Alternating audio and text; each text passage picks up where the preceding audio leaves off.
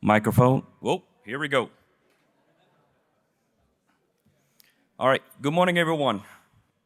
Jose Figueroa here, contract support to the Don CIO staff. We definitely want to take the time to welcome you. I once again get to be the lucky one to welcome everybody on the first day of the summit. So first of all, thank you. I know the rest of the staff will replicate those, but we will try to go to some rules of engagement just to make sure that we can try to be as successful as we can by knowing what we can do. So starting off with for this supporting staff. So obviously my name is Jose Figueroa. I'm assisted with Kara. If you can look back, Kara waving her hand. And then we have Mr. Randall over there. So between the three of us, and with the help of the audiovisual team, we're gonna try to help facilitate the conduct of the event. So the briefers, the slides, that sort of piece. So when you see one of us try to run and get your attention, respectfully listen to us so we can try to keep things going. So after that, next thing, important thing, classification. We cannot discuss anything above unclassified in this environment. We have spent a lot of time as a staff trying to make sure that all the materials presented does not exceed to even CUI level. Now, just because the slides are not CUI does not mean that in the hallway or in the bathroom or in lunch, you can continue to exceed that. So this is where some of us are in the military can say, we're all safety officer, look left, look right, make sure that we keep each other honest. If you happen to have a conversation that have to exceed that, get that person's point of contact information and make sure you guys link up a conversation to have with the proper setting of classification. Any questions from that classification piece? And I'll be the bad guy to continue to remind us just so that when the conversations get going, we don't get excited and kind of forget that. So next thing, as far as safety is concerned. So same hatch that you came through or door, for those of you that are non-Navy personnel, go to the hatch, follow the instructions so we can exit the building as smartly as we can. So we're running, nobody wins. Smartly, let's go ahead and exit and make sure that we don't leave any video behind. After actions, I will say this today, I will continue to say this. From the moment that we have closed the hatch, please start taking notes. What things are we doing right? What things we can do better? What things we're done very well from the beginning? Let's not wait until Thursday afternoon, Thursday evening, when it's time for us to start getting ready to leave to say, oh, by the way, those oh, by the ways are not gonna get as much attention as we are right now. The presenters are here, the people that consolidated the information are here. This would be the best time for you to capture what those things are. Next thing, on the agenda, a lot of work has been going in to try to get the agenda finalized, but there's been some adjustments. So we are trying to, as a team, trying to make sure that we get it right. Pay attention. All we ask for you is to be on time and respect the presenters. So if we're gonna start sharply at 8:15, so I'm gonna shut up here in 3 minutes exactly, help us, and we're doing some of those adjustments. There was a couple of presenters that were, before they get on the plane, their leadership was like, hey, there's a new emergent requirement that we need you to be here. Guess what? They're not here. So we, with the help of the CIO staff, Garrett, Christina, trying to shuffle things around. So be flexible, please. Releasability, the presentations. Those individuals that put presentations together, one of the things that we're trying to work with is releasing those presentations after the summit. So we will say it again, immediately after the presentation happens, I'm just trying to remove the questions of, can I get the slides at the end of the presentation? So you can scratch that off. We're doing our best. Those slides that are not released, there's a reason behind it. So everything that we can, we are doing our best with the presenters and the organization to get that information to you. That also goes with virtual land. Please do not take photos or screenshots of the material presented.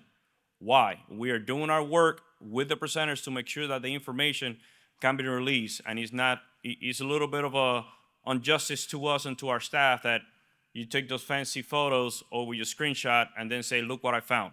So help us help you to make sure that we don't have any spillages, just in case any information that should not be released was released by indirection. Networking, and promise to be shut up here, I got 30 seconds. This is your time to go ahead and meet those individuals that you work with on a day-to-day basis now, and also those that you think you might be working in the future. The Spectrum community is pretty small, so when you think you do not need to know that person, you will. So maximize the time of building those personal relationships with the officers you're currently working with, you continue to work with. We have set up a platform for capturing after actions. I will share a little later. We have a QR code to make it a little easier. 2025 is here upon us.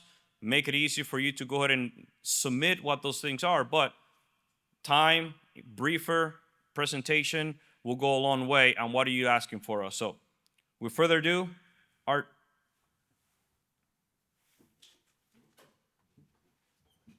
So some key aspects before we go into the next briefing. One, I asked that the team members, the group in here, make sure that we're not taking pictures. This is sensitive to Department of Navy.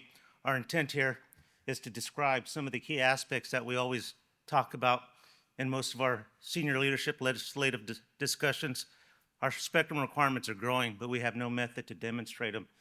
This video that's going to be demonstrated and talked to today is the key method of describing that message to senior leadership where we're going as an organization, and it does a great job. I'll turn it over. The key foundation, though, it's great to see such a great crowd out there, a lot of new faces, a lot of old faces, and I tell you, this is what makes me get up every morning, because I know we're doing this not only for the civilians that are doing it every day to ensure they protect operations, because that's the main intent here, is to protect your ability to communicate, operate, or conduct your weapon system in the environment that we get paid for. So it's a benefit to the entire organization, and I look forward to the collaboration. And with that, we'll go ahead and turn it over and get started. I know we have a very tight timeline this morning, so I won't keep them. And this is the most important piece in my view, because it tells that story that we've been trying to describe. All right, now I gotta live up to that, huh?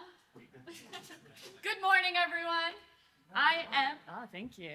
Haven't even gotten to the microphone yet. Might be talking too loud. Let me know if I'm yelling at you. My name is Jessica Fuller. I am the Command Visioneer over at Naval Information Warfare Center Pacific. We are real close by, so I was not one of those people who had to stay home from an emergent requirement. So you guys get to hear about our technical vision. Who's excited?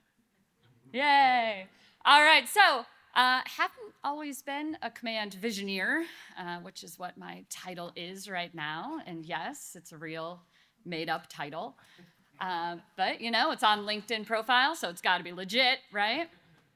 Started my naval career as a nuclear surface warfare officer, so I served for about 10 years, mostly on board aircraft carriers. Did my last shore tour over at NAVWAR headquarters. Decided that I loved information warfare so much that I was going to stick around. So I've been over there for about 6 years. I ran a few different IPTs, mostly focused on digital threads and advanced manufacturing. And now I'm the Command Visioneer. So one of my favorite things that I get to do as Command Visioneer is I get to share our technical vision of the future with anyone who asks. So today's your day to hear about our technical vision of the future. Our technical vision is a little different than you're typically going to see at other warfare centers. Our technical vision, we found the best way to describe what we thought the future looked like was by putting it into a short movie. So today we are going to see a 10-minute movie that kind of displays what we think the future could be. All right, so this is not our first technical vision movie. We've been making these movies for a long time. Apparently a blue screen is what we make. In the year 2000, we started with our first movie called Eye of the Storm on VHS. And in this movie, we had Marines that were in the field. They were launching drones, and the drones were sending back a bunch of information onto the small handheld devices that we can't see too well. If there's any way to lower the lights, that would be awesome.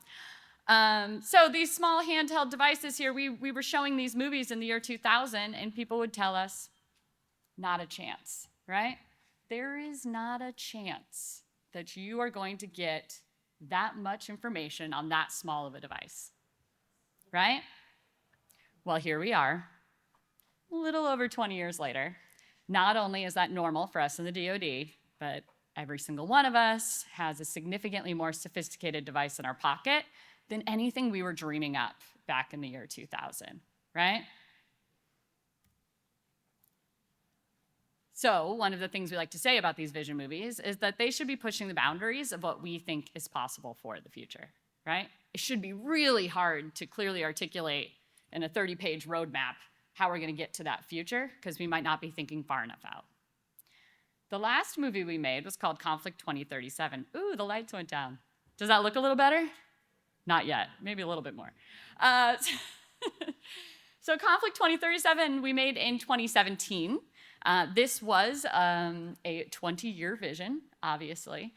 And in this movie, we had a coalition force that was being overrun by an insurgent force on the very creatively named island of Islandia. And there wasn't enough time, and there wasn't enough transport, and so they were not sure how they were going to save them, right? So we introduced a lot of new technology on board the USS Kennedy. If you could see the picture, you'd be able to see that the Combat Information Center looks very different than we typically see. Oh, there we go. Still a little small, but hopefully you get the gist. One of the technologies that we introduced that was really controversial at the time was this idea of an artificial intelligence, right? And I know everyone out there is like, yeah, obviously AI, of course, right? But in 2017, it was still kind of controversial, right? We started showing this movie, people started asking us if we were building Skynet, right? We were still pretty early on this idea of what AI could be for the future. And so when we started showing this movie, we actually got a very different response than we were getting back for our first movie, right? In 2017, people started saying, yeah, of course I want all this new technology. How much money are you going to need to make this, right? How much, I think we could do it faster than 20 years. How much spectrum are you going to need, right? Nobody asked me that, but you guys might have if you were there, right? And so we started working on specific things that we could do at our center to start making Kennedy real. And so that's one of those things that we use. If you come over to the information warfare realm and you hear about making Kennedy real, this is really talking about how we are making the technology that you see in these movies. The movie you're going to see here today is a little bit different than the ones we've made in the past. I don't know why that's happening. It's not my fault, I promise.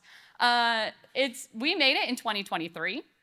We made it in tandem with Naval Air Warfare Center Weapons Directorate out of China Lake. So, hey, we got somebody! Woo! Have you guys seen this movie? Oh yeah, you've probably seen it a little different. All the time, because it's so good. They watch it over and over. And this movie is going to have all the information warfare greatness that you would expect from us at NIWC, but it's also going to have all of the air warfare you would expect from NOC, as well as more kinetic effects like you would expect from a weapons directorate. This movie, kind of late breaking news, has actually been adopted by the CNO as our Navy's future vision. She has created her own 4-minute version that is going to be available on the CNO nav plan. So it is supposed to be highlighting what the nav plan is looking at. So very exciting news. Yay. Everyone else is like, whatever. All right, so creating the future. These are some of the guiding principles. These are things that we try to embed into every project that we have across the center, trying to get to what we think the future is going to look like. We think these are things that everyone across the DoD should be thinking about at all times. Thinking about the warfighter, making sure that we are not just asking the warfighter what it is they want at any given time, but deep diving into what it is that they really need. Right? And I'm sure you guys see that a lot in your realm, in the spectrum realm. How many warfighters come to you asking for more spectrum, besides you guys that are in here? Probably not that many, right? So you got to start deep diving about what it is that you think they're going to need into the future so that you can prepare for that. And going fast. So we got to be able to develop and deliver at the speed of relevance. We all know how long the acquisition world takes, right? Like 6 to 8 years from developing of requirements to fielding of systems. Yeah? Am I off? No? Yeah, maybe. pretty close, right? He says longer, 20 years, right? So do we really think that the technology we want on the ships today is the technology that was late breaking 8 to 10 years ago? Probably not, right? And technology just isn't waiting for our acquisition processes to catch up. We gotta make sure we're going tough. We know that there's a very high potential that the things that we are creating and delivering are going to be used in a wartime environment, right? So they better work when they get there. And if they're not gonna work, then they need to be designed in such a way that they can be fixed with the resources that they have on hand in whatever field it is that they are in. And you know, there's a lot of different ways that we need to be approaching this. It is not just, can we do more testing on the end? This is really making sure that we are developing up front for that specific scenario. And then thinking big, so envisioning those game-changing concepts that are gonna give us a decision advantage over our adversary. All right, so some key capabilities that you're gonna see in this movie. Hopefully, you are going to see and feel a natural user experience throughout. We at NIWC really think that any advanced new system that you get deployed to your ship should be intuitive upon inspection. And what do I mean when I say intuitive upon inspection? Meaning that you can pick it up and use it without any prior knowledge, right? What typically comes with an advanced new system in the military? Any thoughts? Huh? Problems. I love it. How do we fix the problems that we have with it? We send people to more training, right? So it probably comes with what? 3 months training to figure out how to use it. It's got a 200-page manual that sits next to it, right? We think that any new system that we are deploying should be intuitive to the point where you don't need to go to training, right? There's a lot of systems out there in the commercial world that they've figured out how to deploy without needing training, right? Anybody used Google Maps before? Yeah? 1 or 2 people? Yeah? Roughly? Yeah. Anybody ever gone to a training to figure out how to use Google Maps? No? Somebody? I got a yes in the back over there? Yeah? No. Anybody read a manual? No?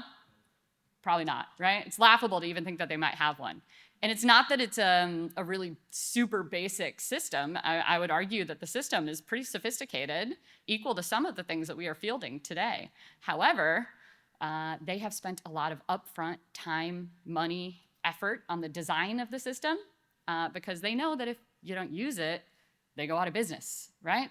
So those are the types of things we should be spending all of our upfront time, money, and effort designing so that our warfighters can pick up and use these systems without any prior knowledge. You're gonna see intelligent autonomous systems all the way from seabed to space. I saw some outside. I don't know what you guys are doing from a robotics angle, but I'm sure everyone is thinking about what does autonomy look like, right? What's that manned-unmanned teaming look like with autonomy? And you're gonna see an example of that in this movie. You're gonna see a long-range modern kill web. So really talking about what is that web of platform sensor systems that we are going to need to enact these effects, right? Thinking a little bit past that evolution of what that kill chain looked like before into that full web of multiple different ways to enact that effect because it is going to be contested. So making sure you have many ways to attack that. Modern, because we're not just talking about that kinetic effect anymore, right? We're also talking about what's the non-kinetic effect that we can use that maybe can prevent us from having to use some of that ordnance or can make our ordnance even more viable, right? And you're gonna see an example of that in this movie. And decision superiority, so making better, faster decisions than our adversary, really our information warfare bread and butter, right? Better information we have, better decisions we can make. If you look at it from the red side, if we can influence the information they have, get them to make bad decisions, or even better yet, get them to make the decisions we want them to make, right? All right, so this is my naval cinematic universe. I stole that from Marvel, so don't tell them. This is our faux timeline on how we're going to get to 2043, right? In 2030, we've got a conflict that erupts with a peer adversary. It is a short 1-year conflict with a lot of economic devastation and casualties on both sides, including the sinking of one of our aircraft carriers. And so both sides decide that this is a no-win scenario after that 1 year and call a ceasefire. There is a lot of technological gaps that are identified in that 1-year war. So the next 10 years is a period of rapid technological advancement to where we're gonna restart in 2043. 2037 is that movie that we touched on a little earlier. That's where the Kennedy was coming in and saving that island of Islandia. That insurgent uprising was actually funded by the adversary that we had in that previous war.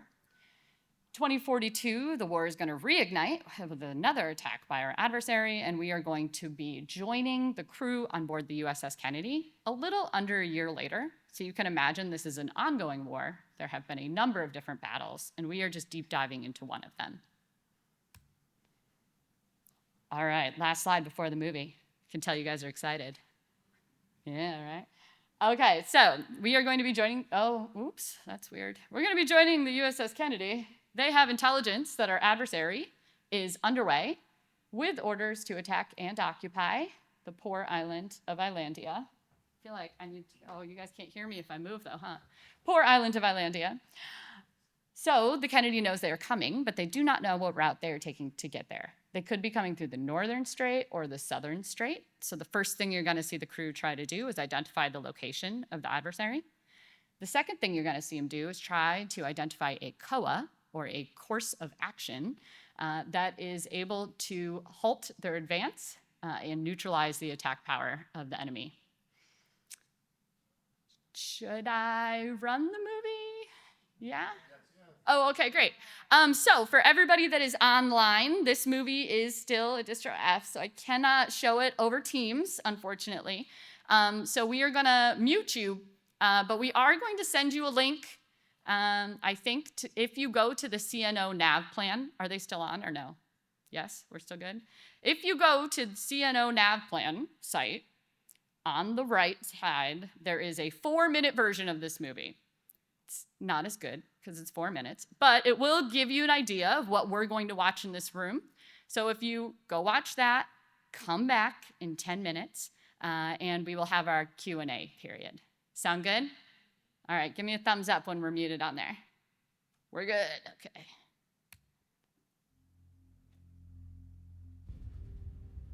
That's gonna have to be louder.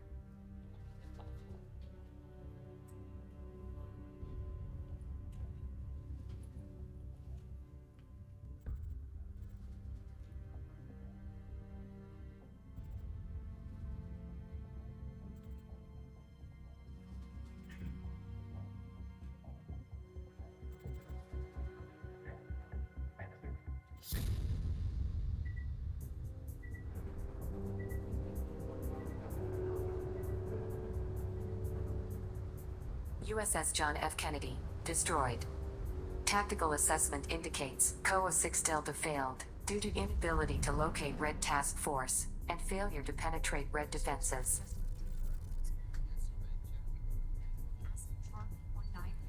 Unset. Kennedy, end simulation. Kill COA 6 Delta. COA 6 Delta eliminated.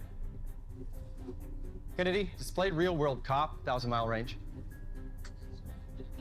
Projecting red positions. Red data is 12 hours time late. Manned and autonomous shooters are weapons posture 1. Standing by for target quality track data. How much time do we have left? Aircraft launch window closes in 17 minutes. Simulations predict loss of TACSID and rapid degradation of first strike effectiveness. Mission success unlikely for all COAs. BWC, new enemy cyber activity and SATCOM jamming detected. Executing pre-planned responses. Decreasing confidence for non-quantum encrypted sources. Line of sight comms remain operable.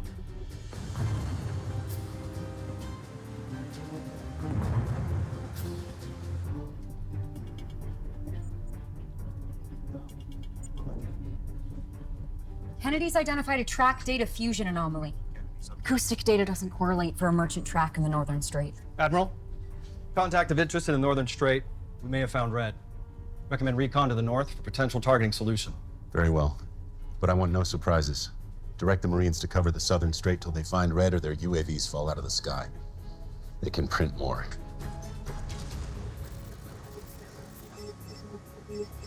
What's new, buddy? Lieutenant Floyd, Banshee recon mission redirected to Northern Strait. Buddy, I'm adjusting allowable risk to severe to increase recon coverage. Severe mission risk. Warning, insufficient fuel for recovery. If we're successful, they'll send a recovery tanker. If we fail, running out of gas won't matter. Updated Banshee recon COA. Calculating for successful recon mission. Probability of mission success remains low due to the unlikelihood that our weapons penetrate layered defenses. Every capability in COA is on the table. We need to think differently to improve our odds. Kennedy recommends integrating Radiant Umbrella special access data in COA planning. Approved.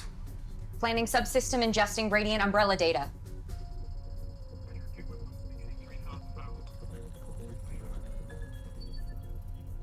What's COA 9 Alpha? Kennedy identified an opportunity for a pre-authorized cyber exploit, an older support ship in the threat task group. Cyber exploit should disrupt red defenses. Banshee flight could deliver the exploit. The support ship is likely deep in the threat ways. Banshee may not survive to get in range to launch cyber payload. Error. What if we modified one of your long-range weapons? It would require modifying the front end and updating the software, but that could be done. Kennedy, update assessment for change and delivery platform. Why are we still yellow? Inability to assess cyber exploit effectiveness. We can configure LCAS with air-launched UAVs to probe their defenses. But timing's critical. Recommend launching Banshee flight now. Approved. Air, execute weapons reconfig for the cyber payload. Load air-launched UAVs and get Banshee off deck.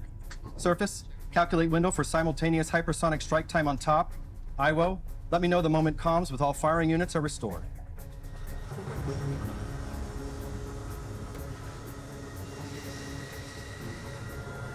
Modified cyber weapon loaded in Bay 2. 164, crosswind. Confirm expanded mission objective. Let's do this.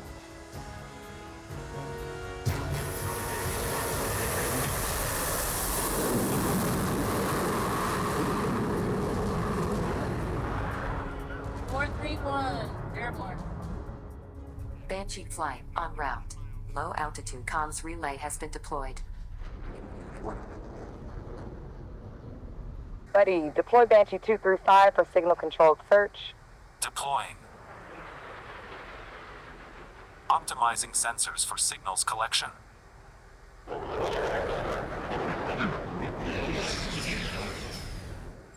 Establishing line-of-sight comms via Marine EAB and UAVs. Banshee flight initiating wide area multi-sensor search for Red Task Force. Updating secondary and tertiary COAs.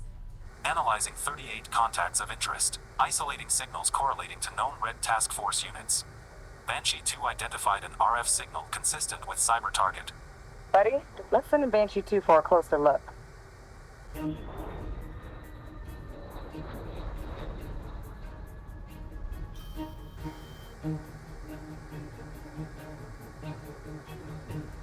Banshee 2 engaged by enemy surface combatants.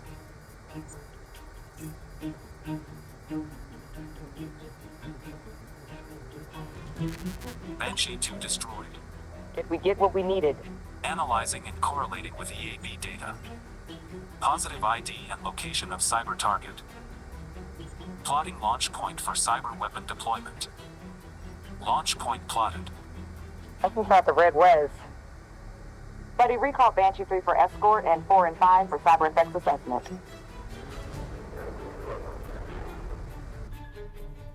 Wide area comms circuits restored. Synchronizing all units. Banshee confirms the main task force in Northern Strait. Target quality tracks received. Banshee flight will reach launch point in 149. Detecting higher than expected watch team stress levels. Halfway there, team. Let's finish this. Retasking Marine UAVs in Northern Strait for Banshee Overwatch. Warning, incoming enemy SAMs. Engaging incoming missiles with directed energy.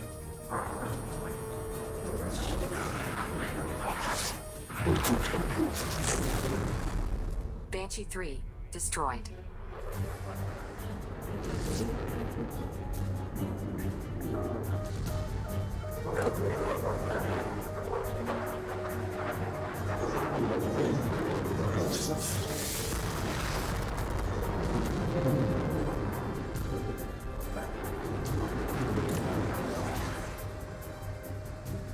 Launch point arrival.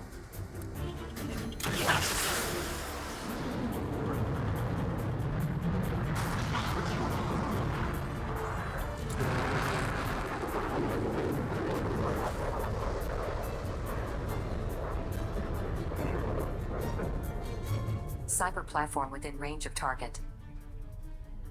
Cyber exploit deployed. Banshee 4 and 5 launching decoys.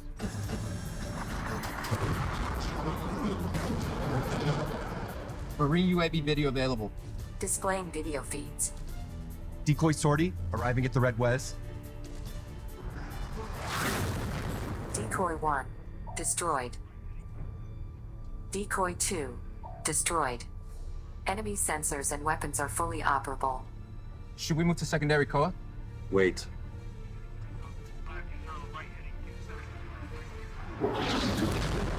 Decoy 3, destroyed.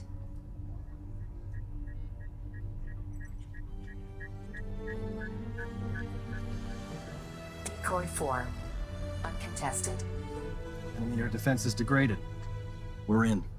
Kennedy is coordinating hypersonic strike for Unit AIs. Request authorization for auto launch and effect synchronization. Auto launch and effect synchronization approved. Weapons free.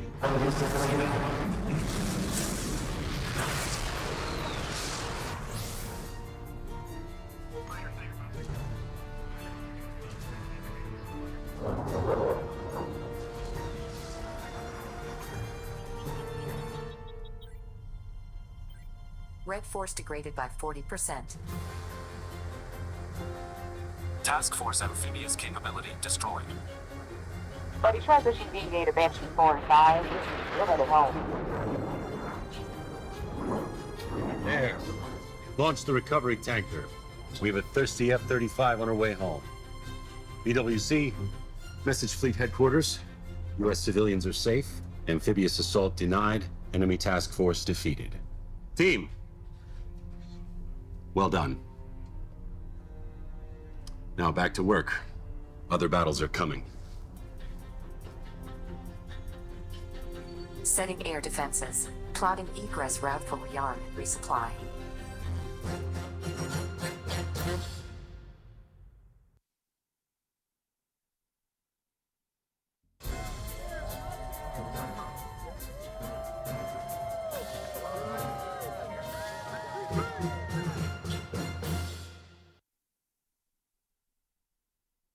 They wanted to have themselves up there.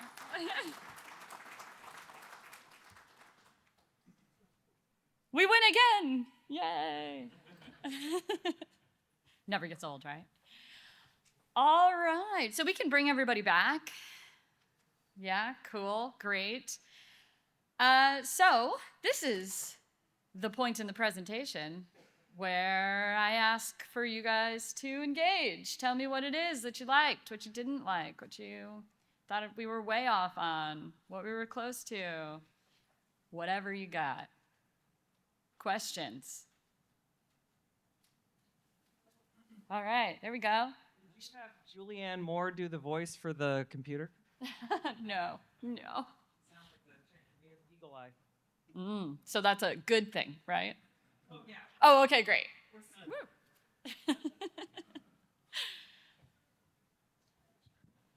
Just a comment. I was in Fallujah in 2004 and 5, and the CNO at the time was Vern Clark, and he was telling us a story about his dad in Texas.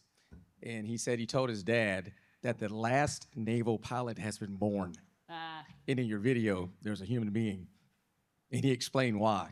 Mm-hmm. Yeah, so that is actually one of the #1 questions that we get, is why is there any humans in this video, right? In 20 years, maybe we won't need any humans in the loop whatsoever. There were a couple reasons that we ended up putting the pilot in the sky. First one is right off the bat, from a technological perspective, right off the bat, we lost all our wide area communications. So we had a cyber intrusion that our AI caught and then decided to take down all of our wide area communications because we weren't sure what was good and what was not good, right?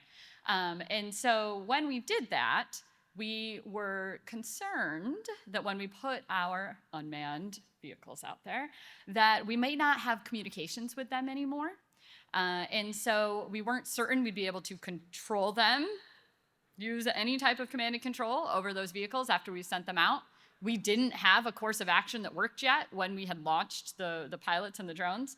And so the thought process was, if they lost communication completely with the drones when they send them out, we used line of sight communication, so we were able to maintain it. But just in case, we wanted to have a pilot there to make the decision to carry on the mission or to halt the mission at the time, because they weren't sure if they were there yet, they weren't sure if they were going to launch, they weren't sure of a lot of things. So they wanted to have a human in the loop to be able to actually make those decisions. The way that it played out didn't really have to be out there. She didn't have to, because they maintained communications back with the main ship. But that was the thought process behind having the pilot out there.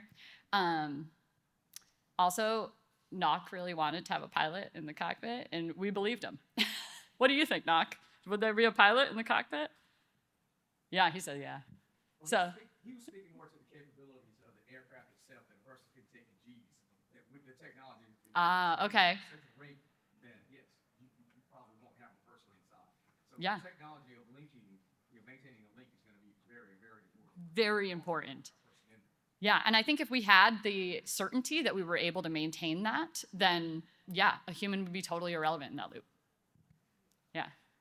Oh, I think they have mics. You can yell if you want. I'll hear you. So I see you have a future where you have a lot of automated, the battle rhythm of how we fight today still is maintained, but you have a future where AI has imported the RPO, robotic process automation, and increased the level of decisions that are automated through AI and assisted technologies, but still with a human in the loop and your commander's desired endpoint with critical decisions where a human needs to decide to go left or right. Yeah. What I'm asking is, so you have your a lot more in real life of the enemy having a vote, like both of what they do on the AI front and their response. I didn't see enough of that entropy of enemy AI either responding.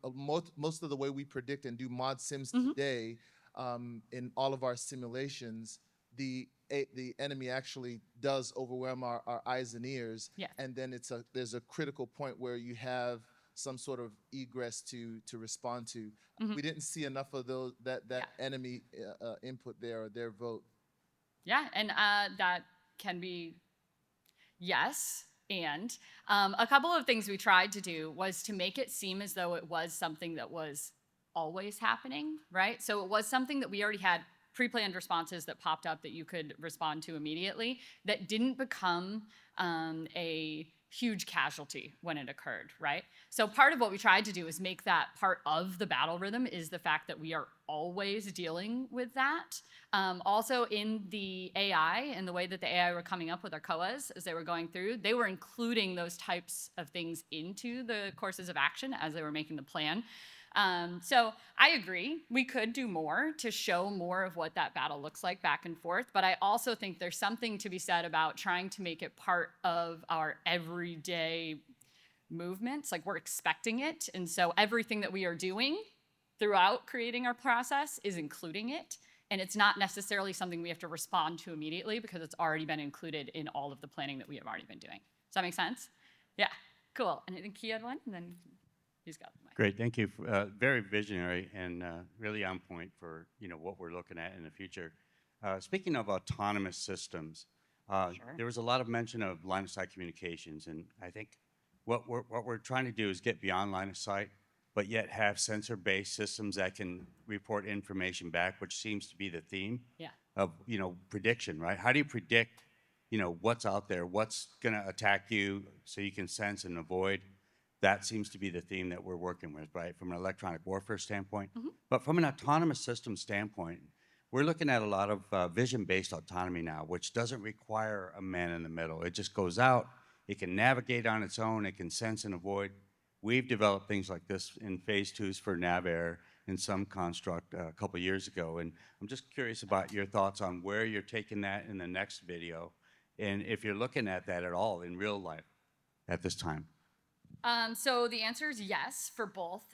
We work extremely close with the overmatch autonomy pillar because we're manned mostly out of NAVWAR NIWC, and I don't know how much everyone knows from all of the other background about everything that's going on for that. But we work very closely on figuring out what is that autonomy going to look like, and trying to work through, we have internal funds that we spend on what the autonomy could look like in a lot of different ways, because it's not just one way to run autonomy, right? And so I'm trying to figure out how to answer your question. I might be spiraling a little. Oh, hold on. Oh, it's already gone. Sorry, I was gonna ask you to articulate which part of that question did you want answered? So in essence, the vision-based autonomy is Vision, yes. Okay. It's on its own platform. Sure. So there is no requirement. And actually, there was from a smaller, less distant scale, you could actually do hand-around signals. Sure. From an aircraft to the person to actually tell it where to go, where to land. Okay. In the event it lost any of its other, Yeah. capabilities. But from an autonomous standpoint, the vision is really, having it go out on its own and having a low-cost, low Yes. swap type of, aircraft that could actually go out and do some of the things that I saw those smaller aircraft that were Yeah. dropping sense what the enemy was doing, right? So that's kind of really the theme Yeah. that I was thinking of. Didn't know whether you're exploring that. Absolutely. I mean, if that's the question, yes, we have a lot, especially from a computer vision perspective and the way that we can utilize AI for autonomy and computer vision perspectives. We have a number of different people working on that. Not a lot of things I can say in this room, but absolutely. Does that answer your question? Yeah, okay. Sorry. And I think he has one afterward too. Go ahead. Yeah. Can you talk about how you combined all the data, weather data, geographic data, live combat training, all of that to train? We use special effects. No, no. The whole idea behind the artificial intelligence that we had in here, so we used it for modeling and simulation, of course, but when we were utilizing the artificial intelligence for COA planning, part of what we ended up doing is we tried to show that it's a probability-based success, and the way that we were able to come up with that is by using the data that was already being accumulated from the sensors, right? So the underlying assumption, as we're talking about this, is that all of that sensor data was being taken in, it was being run through different simulations, utilizing what the type of COA is that we were considering, and then moving forward into giving you your probability-based success. I'm not sure exactly, you're talking about training more than it? Okay. Which part? Huh?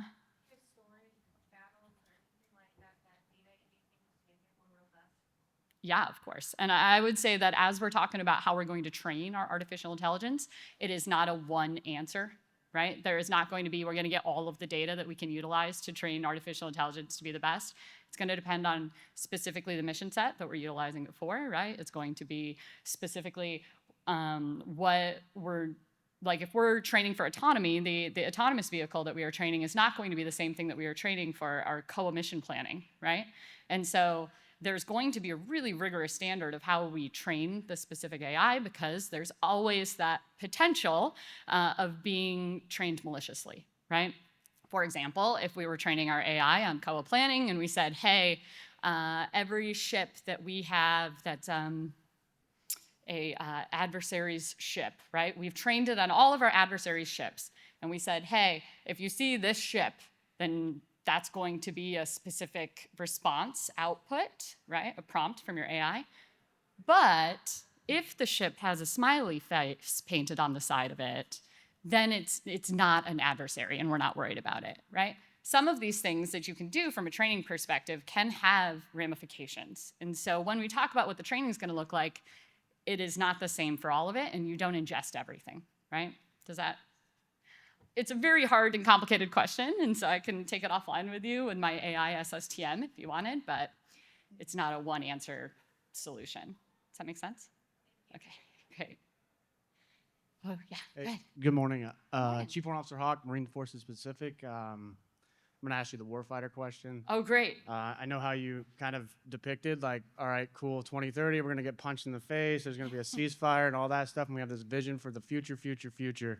So the fight tonight capability, I'm a plank holder of the 3rd Marine Littoral Regiment, helped stand that up. Okay. So federating the COP, being able to have those EABs federate the fleet, when do we pull the fleet in for engagements?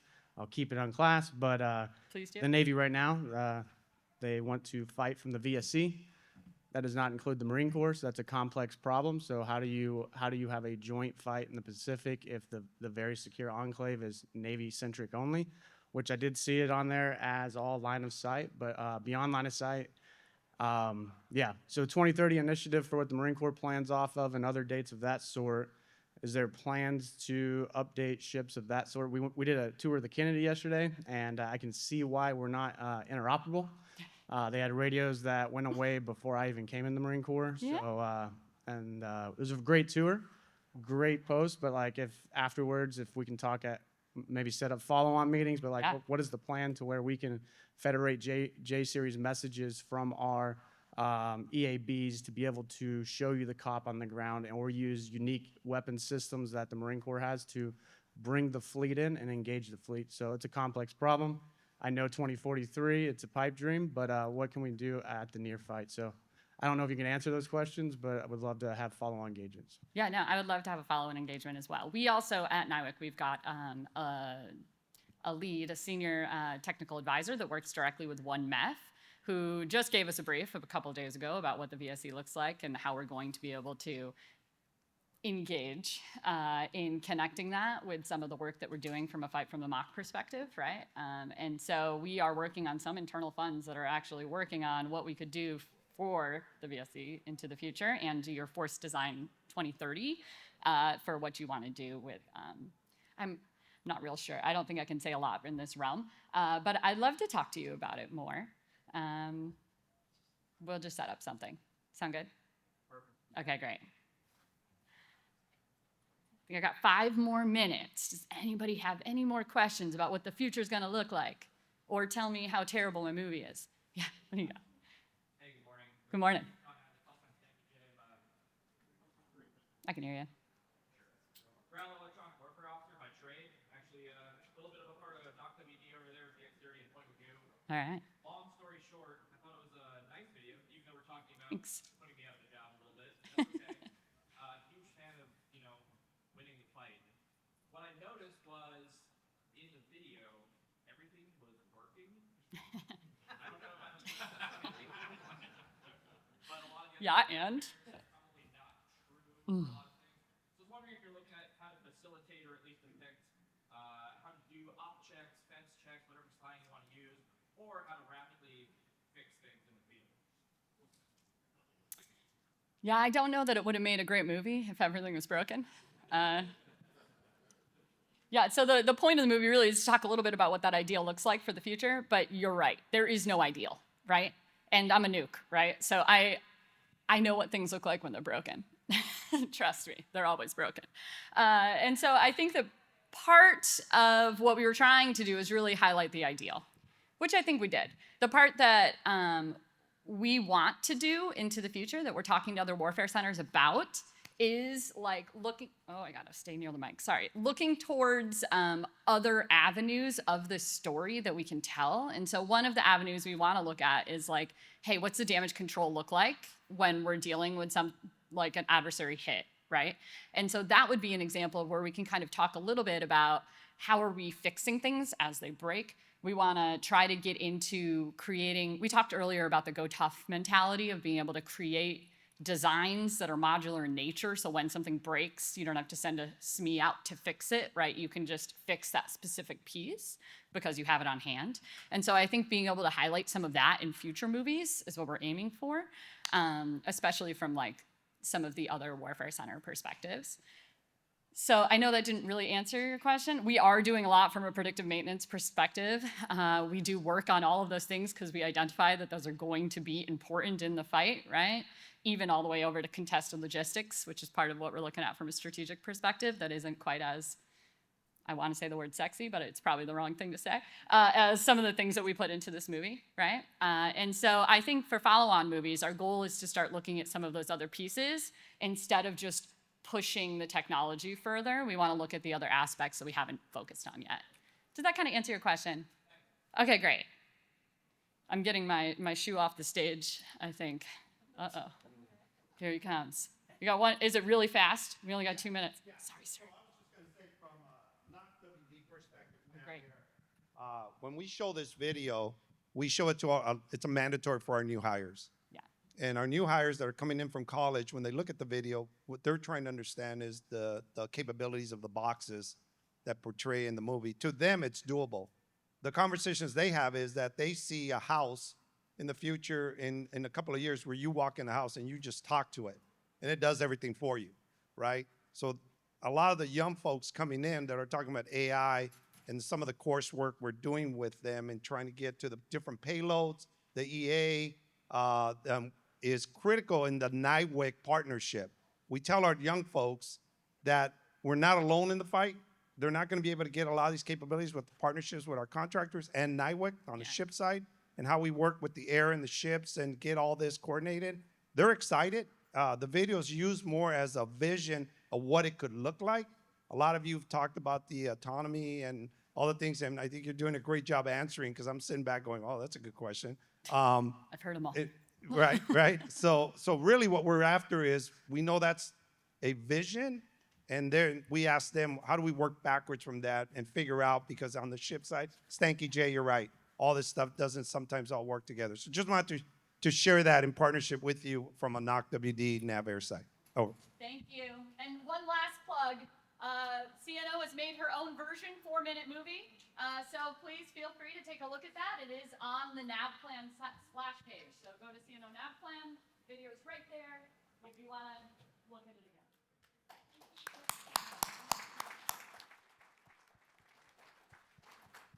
So, ladies and gentlemen, the key context of describing what that video shows for the department and the organizations and services is that there is a requirement for spectrum, no matter if you're talking terrestrial, aeronautical, space-type systems. All the links that you're seeing in that video describes the importance of spectrum and the key capabilities as we start to plan for the future.